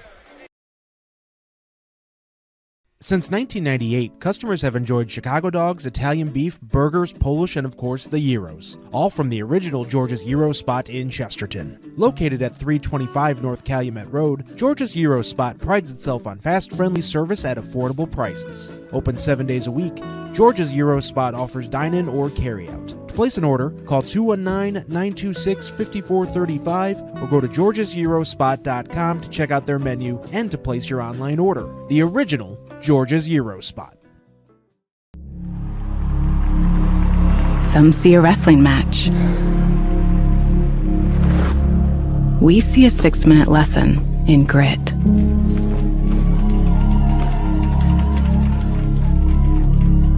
Some see a coach sending a runner home. We see a mentor guiding a student athlete into the future. Proud to keep education in front of athletics since 1903. The underdogs, the Michigan City Wolves, have given Chesterton all they've wanted and then some. They trail by just 2 headed into the 4th quarter alongside Wally McCormick. My name is Quincy Bell. Chesterton really struggled in that 3rd quarter. They only put up 7 points and saw their 11-point lead dwindle all the way down to 2. Yeah, and you got to give Michigan City credit for the way that how hard they played on defense. Nice pass underneath from Upshaw. He finds Smoot, and we're tied. 38-38 here, and we got Chesterton's got their foul trouble guys in. City still's got Dobre out. Deep 3, TJ Ray. Cannot get it to fall. Scramble for the rebound is saved by Upshaw, but his foot was just on the line there. Yeah, that's a good effort by Upshaw. Unfortunately for him, he didn't get rewarded for it, but that's a really good effort. He's been very aggressive on the glass today. Jerron Upshaw stands at just 6'4", not one of the tallest guys on the floor, but he gets up high and plays very physical for those rebounds. Bradley Basila spinning. He got blocked by Upshaw, but he caught a little bit too much arm there. Yeah, Michigan City's gone little. So Chesterton gets Caden Schneider out of the game. Chesterton can let Bradley play as a guard, so that we basically now got 5 guards on the floor for Michigan City and 5 guards on the floor for Chesterton. Basila has struggled from the line today. He's just 4 of 9 from the stripe. But he makes his first, and the Trojans have the lead back. Upshaw got up on that block. He almost had it clean. If he was maybe an inch or two taller, he probably does have that one. Second one from Basila is no good. Watts had the rebound for a second. Now Michigan City takes it away. City's got numbers. Jackson right to the bucket. Rims out. Michigan City has not led today. It's been Chesterton all the way since the opening tip. And that was the closest they've been all day. They've been playing from behind by as much as 13. Right to the rack, Ransom, he's fouled. Ransom does a good job when you give him put a lot of pressure on him out at half court. He's got a nice ability to get lower than the defender and turn the corner. And now the good part for him is he's a really good free throw shooter. So now you see the chess match here. Coach Upshaw is bringing Dobre back in. Well, you just hit Malachi Ransom with the announcer's jinx as he misses his first. He is a good free throw shooter, though, 70% from the line. And Colston Dobre, like you said, back in. With his 4 fouls, the big 6'9" center has to be careful to finish this one. Yeah, so be curious to see here if Urban puts Snyder back in to give Chesterton 2 bigs. Michigan City setting up a play. Stewart, the 3. Left it short, long rebound. Cooper Hewig has it, and Stewart commits a foul. Yeah, that's only his. It's not a smart foul, but it's only his first. So this has been a very foul-plentiful game, to say the least. Michigan City has already picked up 3 so far in this fourth quarter. Yeah, Chesterton comes in, I think they're averaging about 75 points a game. And we're sitting here at 40-38 midway through the fourth quarter. TJ Ray gets a screen from Basila, now finds Ransom. He'll rotate to the top and now drive to the bucket on Dobre, and he again forces the miss. He is just such an intimidating presence down low. Yeah, he has done a great job in the second half of protecting the rim. Smoot is fouled up top by Ransom. That is just the second on Malachi Ransom. Only the first foul for Chesterton in this fourth quarter. And City's already got 3, which means that, pretty soon Chesterton's going to be in a situation where they're shooting free throws on every foul. Dobre with a nice pass. The layup is up and good from Brian Jackson, and 1. That's a really unselfish play by Dobre and a great finish by Jackson. We are tied up at 40, and Brian Jackson can give the Wolves the lead for the first time today. Great vision there from the big fella. Yeah, he saw the double team coming and was able to turn it and throw where it came from. So Dobre will head to the bench in favor of Terrence McCray. And it's a little early for this, but Coach Upshaw looks like he's kind of got the mindset of defense for offense here with Dobre. Michigan City with the lead, 41-40 and a steal. Nick Stewart cannot find Smoot. The pass to the corner too far. Right idea, wrong execution again. A little bit of miscommunication there from Chesterton on the inbound and for Michigan City on the offensive end. And sometimes when you're circle moving on the perimeter, when you have somebody drive and you start to circle move along the three-point arc, got to be on the same page of which way you're rotating. Michigan City goes to the press. Chesterton looking to break it. Not quite. Pass to Watts. Basila was alone, but Watts attacks. He goes up. Cannot finish, but he was fouled on his way up. Yeah, that's a good move in the post from a non-post player. Nice job by Jalen. So Chesterton can get the lead right back if Watts is able to make these 2 free throws.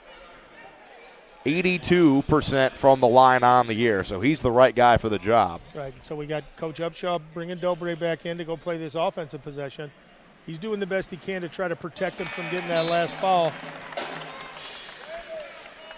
Dobre probably makes more of an impact on the defensive end of the ball than he does offensively. Yeah, but you can't have him foul out of this one.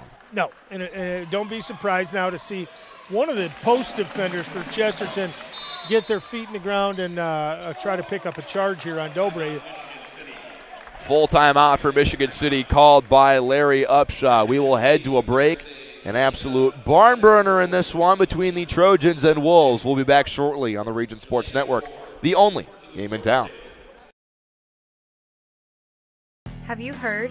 Strachan-Manteau was voted Best of the Region 2025 in several categories, including Best Caterer, Deli, Flower Shop, Food and Grocery Delivery, Fried Chicken, Place to Buy Produce, Place to Buy Seafood, Loyalty Program, and Grocery Store. We're proud to be recognized by our community, and we're committed to continuing to deliver the variety, value, and convenience you deserve. See for yourself what it means to be the best when you shop at Strachan-Manteau. Hi, I'm Crowell Company's Lantern Man. If you're a contractor, it's my job to make your insurance coverage simple and affordable. Because I know time is money, I'll come to your business. Certificates and bonds are a snap. Wherever you are, whatever business you're in, we've got you covered. As Crowell Company's Lantern Man, I'm your insurance superhero. Crowell Company's Insurance Professionals, Highland, Merrillville, and Michigan City. 1 point game with 5:53 to go between Michigan City and Chesterton. This has been a defensive affair all throughout. And it might come down to who can get a clutch bucket late. Down low, all alone, Brian Jackson gets the lead back for the Wolves. Great pass by Stewart. 9 points, and the ball slips out of the hands of Watts. Michigan City will have it back. Just got to concentrate and catch the ball here. Chesterton has been unraveling in this second half. They had the lead at 11 at the break. And now Michigan City is ahead with the possession. Isaiah Smoot down low for Colston Dobre. Backing it down on Bradley Basila. He gets position and lays it in. It's a nice job of using the crab dribble and getting up a couple of times, taking him towards the middle, and then drop stepping and go baseline. That's a nice finish. Jackson almost had a steal that time off the inbound. He batted it out. So it'll stay with Chesterton. Gunnar Ello subs back in for the Trojans in place of Basila, and they'll bounce it into him, who finds Pokorny. He has been quiet today, just 5 points for him. The leading scorer for Chesterton has had Smoot or Jackson all over him today, and right now, Brian Jackson's giving him fits. Pokorny drives past him, and he's blocked by Dobre, his 4th rejection of the game. You love the half. That's right. All of them he barely played in that first half. Smoot in the corner will back it out. He thought about the three. Now he drives, and the pass too tall for Nick Stewart. You know, unfortunately for Michigan City, that's about the 5th time that they've dribbled in, made the right decision to kick, and just haven't completed the kickout pass. Full timeout called by Chesterton head coach Mark Urban. The Wolves lead it by 3. We'll step aside for a moment. You're watching Game Night on the Region Sports Network, the only game in town. Thinking about what to do after high school? Consider a career with Boilermakers Local 374. As a Boilermaker apprentice, you'll earn while you learn. We offer excellent wages and benefits, and as part of our no-cost hands-on apprenticeship program, you'll learn from the best in state-of-the-art training centers and on the job. Become a union Boilermaker and get on your way to a great career. Find out more, visit www.local374.org or call 219-845-1000. IBEW Local 697 isn't just wiring buildings. We're woven into the very fabric of Northwest Indiana. We're your neighbors. Our kids go to school with yours.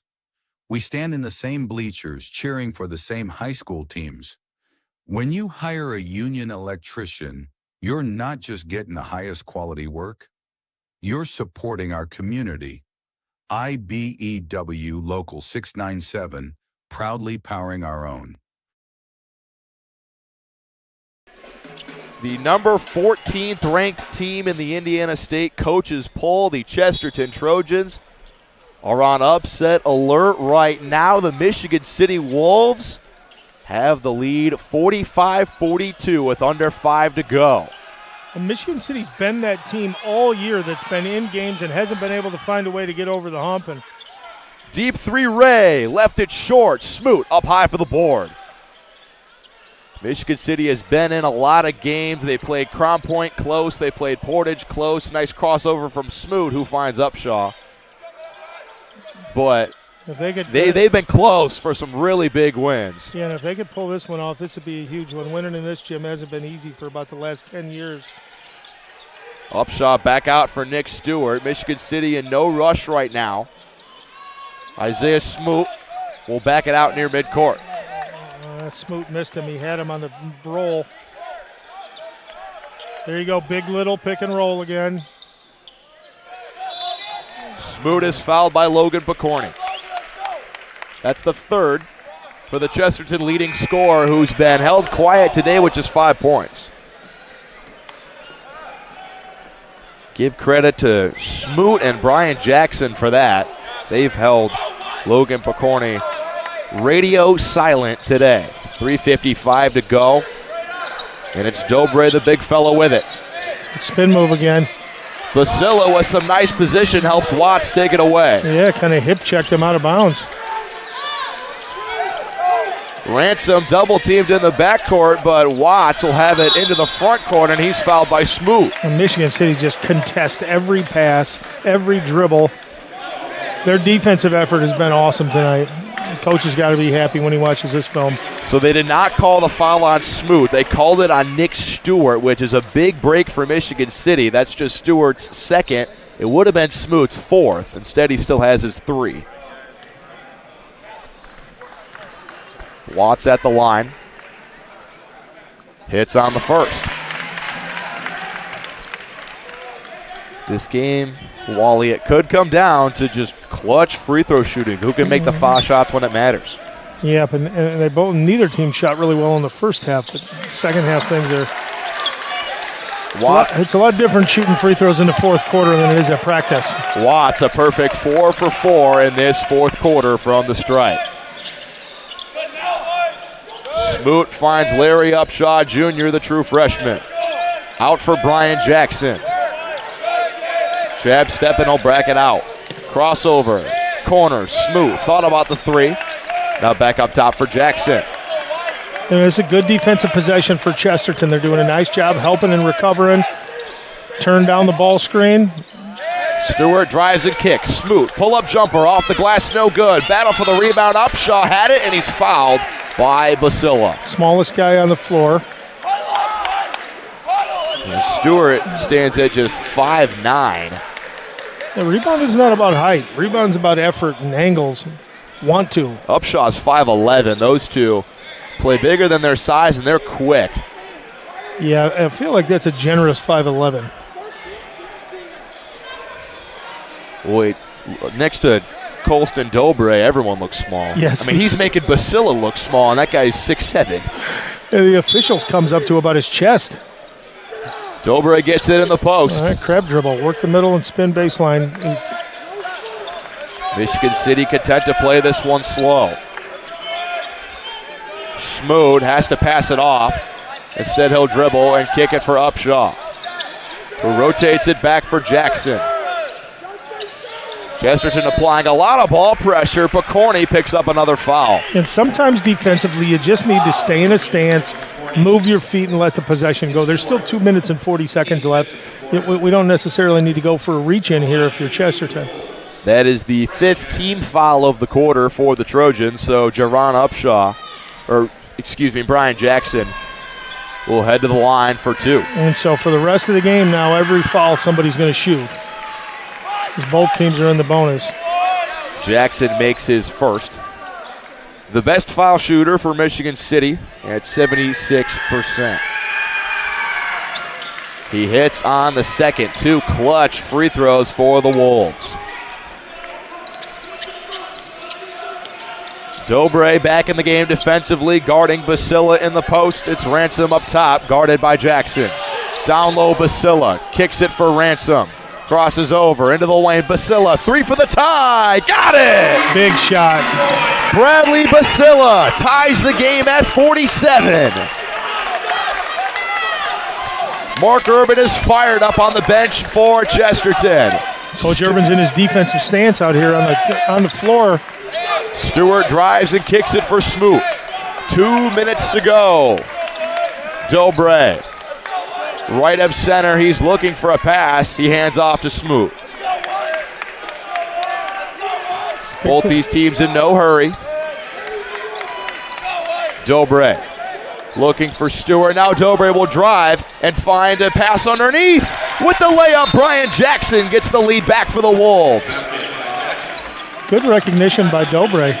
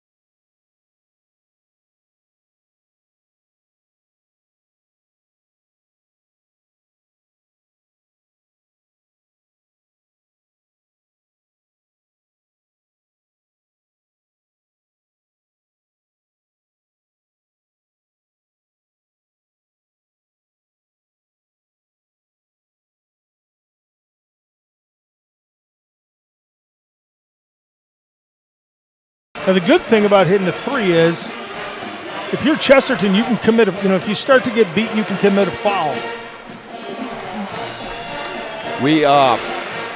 They put some time back on the clock. There's 3.3 seconds for Michigan City to work with. You immediately look at the three-point percentages. Upshaw hit a big three. He's a true freshman at 33%. So, and if you're Chesterton right now, Smoot is 32%. So, Chesterton's going to give some kind of token full court pressure, probably to make the guy turn. So they'll put Tommy on the ball, Tommy Cospade on the ball to give him some length so that they can't throw this to make the home run pass difficult. But if you're Chesterton right now, who cares? Foul him. If you start to get beat off the dribble, hack him, let him shoot 2 free throws. Obviously, if you're Chesterton, you don't want it to get to that. Now, City's probably going to run sort of exchange here. Little chess match going on where Coach Upsaw taking a look at what the defense is. Yeah, the foul-up three was a big point of contention in that Indiana-UCLA game out in Los Angeles. Indiana opted to not foul while up three, and UCLA hit the three to tie as the buzzer sounded. And Coach Urban knows a lot more about basketball than I do, but I don't know if it's a situation where they're automatically going to get it and foul him, put him at the line, because then you got to deal with all the miss automatic. Maybe somebody gets a tip in. But I think if you get beat off the dribble now, get a reach-in foul. Well, you don't want to run the risk of a shooting foul potentially. Correct. If Chesterton, I think if you're going to foul, you got to make sure it's in the backcourt. And the other thing that I think you do here is if you're Chesterton, overplay the heck out of everybody on the arc, make them go back door, because if they go back door and get the two-pointer, who cares? So you're defending the three-point line right now if you're Chesterton. And 3.3 seconds is a lot of time. More than enough for Michigan City to get off one last second shot to try to force overtime. All right, so as part of the Tommy Cospade's out of the game, so much for that theory. So Coach Urban and his staff showed him one look. Now they're going to show him a different look. It'll be Brian Jackson to inbound it from the opposite side of the court. All right, so I don't know what we're doing here. We're not guarding Smoot. It's McCray up ahead for Upshaw, three for the tie. And I believe Michigan City called timeout once they got it into the front court. I think that's what they're going to call. Yeah, so the question now becomes. So full timeout called. Michigan City will have it in the front court. What are we capable of doing with .2? They might put some time back because a little bit of time came off once Upshaw caught it in the front court. So I'd imagine they put at least a second back here. Right, and who knows, but he's talking to him right now. He's talking to the official timekeeper. He's moved it up to .8. So, that's a little bit different. If you're down 2, you throw the ball up in the air to the rim and send your athletes up there and see if you can get a tip in. But they need a three-pointer, so that kind of changes the complexity of what this inbounds is going to be. They put .8 on the clock, so it's still less than a second for Michigan City to try to do something. It's going to be a catch and shoot from somebody. Probably either Smoot or Upshaw. And so my guess is, the question is, if you're Chesterton right now, are you going to put a guy on the inbounder? Coach Urban's not happy with the .8 being put back on. If it's .2, I believe it has to be a tip. So the .8 will let them put up a full shot. Yeah, see, that's as I suspected. They're putting 6-7 with some length on the inbounds play, or on the guy throwing it in bounds to make this entry pass a little more difficult. Another timeout called by Chesterton. Yeah, that's one of those things. Where it's we're playing games with each other right now. Urban just showed him man-to-man. Coach Upsaw showed him whatever his personnel look was there. They were all in a diamond. You're probably going to get something where you get screens, down screens, and people coming back towards the ball. Some people this late in the game will run guys around a loop, and they'll make 2 curl cuts in a row and try to hit the second guy for the 3. I'd imagine you'd have to get some sort of screen for this three. Yep. And for Chesterton, you want to contest the shot without fouling is the key. Yeah, and with 0.8 seconds, it's not like they're going to catch it and frame up and shoot it. I mean, they're going to catch it and throw the ball up in the air, and you definitely don't want to get a shooting foul. So Basilla right now there's not enough time to throw it in and then tip it back to the guy out of bounds, so he's just playing eyes. Stewart for the tie. No way. He didn't get it off. No. And the Trojans come away with a hard-fought win at home. Yeah, and that's it. And on the flip side of that, it's a really tough loss for Michigan City. They've lived through several of these where they've done really good things in the game and just been able to get off the hump. No, I tell you this, their record aside, nobody's going to want to play Michigan City in the sectional because I think they can beat pretty much everybody that's in that sectional. Chesterton moves to 14-3 overall with a 4-1 record in DAC play. Michigan City falls to 10-8 with a 1-4 record in DAC conference play. If you stayed with us throughout the whole way tonight, you were in for an absolute treat. It is time to name some post-game awards, first of which is the Crowell Company's Lantern Man Superhero of the Game. It can be only one guy, Bradley Basilla, with 21 points for the Trojans. He dug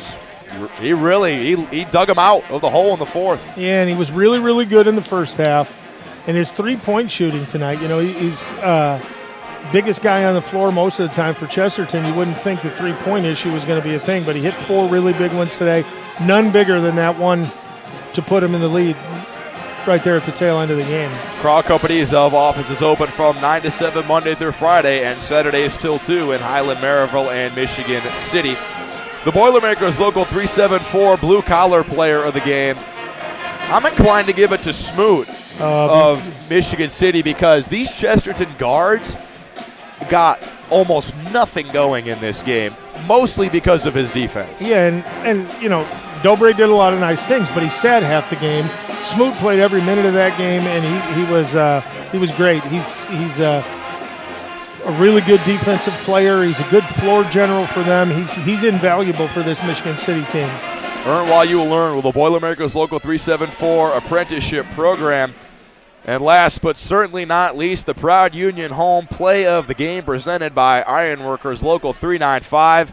It's got to be the corner three from Bradley Basilla to take the lead with 2 seconds to go in this one. The game winner, and that is going to be it. I mean, it was a huge shot. Yeah, it was a great shot, and it was great recognition. Driving into the middle of the lane, getting some help to rotate over and kicking it out for the three. That's how you draw it up.